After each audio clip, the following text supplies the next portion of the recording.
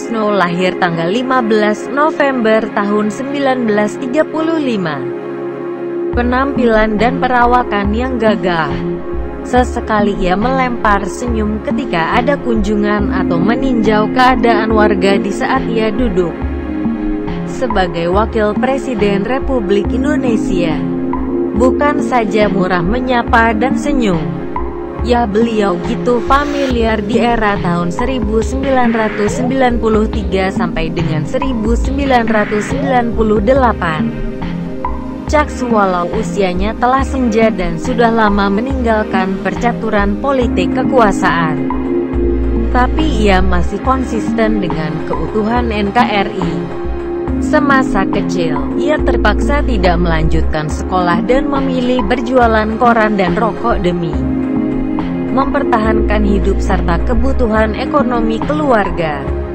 Sebab di masa-masa itu, agresi militer Belanda memporak-porandakan ekonomi keluarga dan Indonesia pada umumnya. Jalan hidupnya bukan saja putra dari pasangan-pasangan Subandi dan Mardaya, tetapi ternyata ia tumbuh dan besar menjadi putra bangsa. Di usia yang terbilang muda, kurang lebih 13 tahun ia sudah bergabung dengan Batalion Poncowati. Tapi tidak diterima dan diberikan tugas lain sebagai kurir yang bertugas mencari informasi ke daerah-daerah yang diduduki oleh tentara Belanda serta mengambil obat untuk Angkatan Darat Indonesia.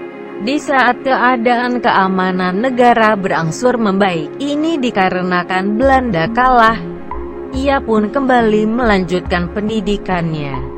Pada 1956 ia diterima menjadi taruna di Akademi Teknik Angkatan Darat (ATKAD). Pengalaman militer Tri Sutrisno pertama adalah pada tahun 1957. Ketika ia berperang melawan pemberontakan PRRI. Sebelum menjadi ajudan Soeharto, Tri Sutrisno sudah mengenal lebih dahulu di masa operasi pembebasan Irian Barat tahun 1962. Ketika itu Mayor Jenderal Soeharto ditunjuk Presiden Soekarno menjadi Panglima Komando Mandal yang berpangkalan di Sulawesi.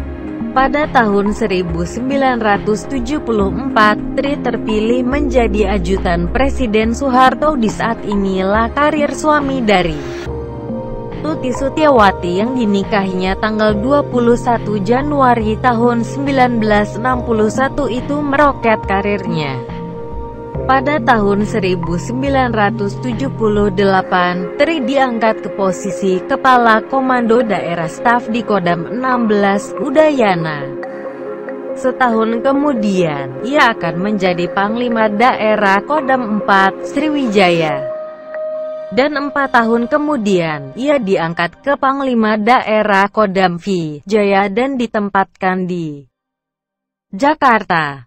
Februari tahun 1993, bulan yang sama bahwa Tri dipecat dari posisinya dan sebulan sebelum Majelis Permusyawaratan Rakyat yang MPR dijadwalkan bertemu untuk memilih presiden baru dan wakil presiden, anggota Partai Persatuan Pembangunan dan Partai Demokrasi Indonesia dengan cepat menyetujui nominasi Tri sebagai Golkar berjuang dalam memberitahu anggotanya bahwa Golkar tidak dicalonkan Tri Sutrisno